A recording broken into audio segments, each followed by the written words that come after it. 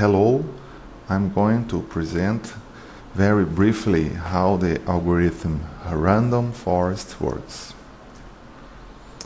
Well, we start with a rationale of the term, and we say that the combination of learning models increases the classification accuracy. When we use different learning models, we can increase the accuracy of classification, which is the main idea of a technique that is called bagging. In bagging, the main idea is to average noisy and unbiased model in order to create another model with a low variance in terms of classification. Now we describe the random forest, a very brief definition. Random forest algorithm works as a large collection of the correlated decision trees. Well, the name forest is because we use a lot of decision trees. But this algorithm, random forest, it creates a lot of decision trees and use them to make a classification. That's why it is a technique based on the bagging technique that we presented before. So, how the random forest algorithm works? Let's see. We show here in this example a matrix S. Let's suppose this matrix S is a matrix of training samples that we will submit to the algorithm to create a classification model. In this case, FA1, FB2, FC1, these are a lot of features. For example, the FA1 is the feature A of the first sample, and we continue in all the samples up to N. So the FBN is the feature B of this nth sample. And also we have in the last column here the C1 and Cn, which means that we have lots of features and we have a training class. So the aim is to create a random forest to classify this sample set.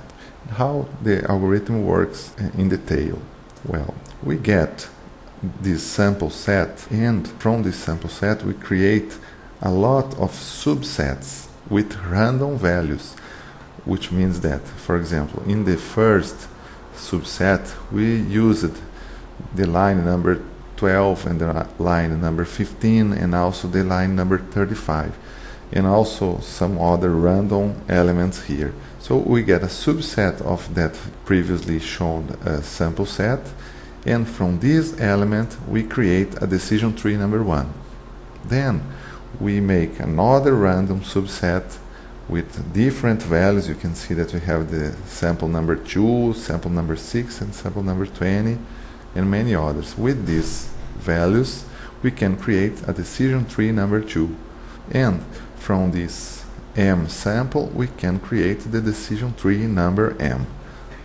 So this is why we call a forest, because we have lots of decision trees.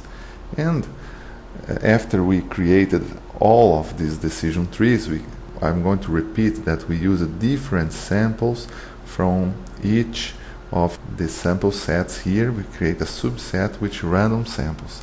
Then with all these decision trees we have different variations of the main classification. Then we are going to use all these decision trees to create a ranking of classifiers. So in the next example here we show how we can make the class prediction.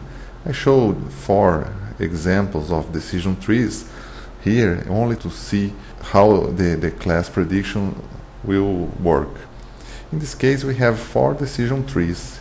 Our forest is composed by 4 trees.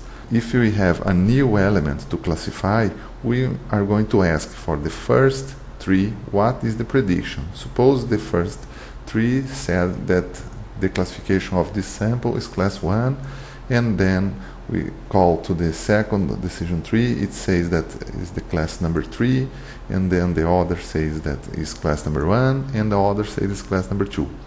So we have 4 decision trees, independent decision trees here, which were created using subsamples of the entire sample set, and now we can account for the number of votes for each class. It's obvious that we have 1 vote here and another vote here for class 1, so we have 2 votes for class 1 and a single vote for class 2 and a single vote for class 3.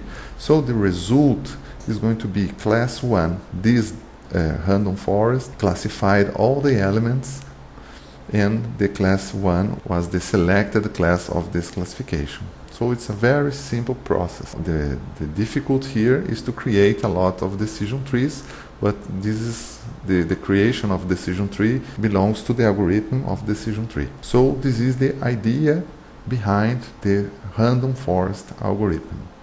Here I provide some references. The main references is this one, Random Forest, which was published in 2001, and also I used this book to create this presentation.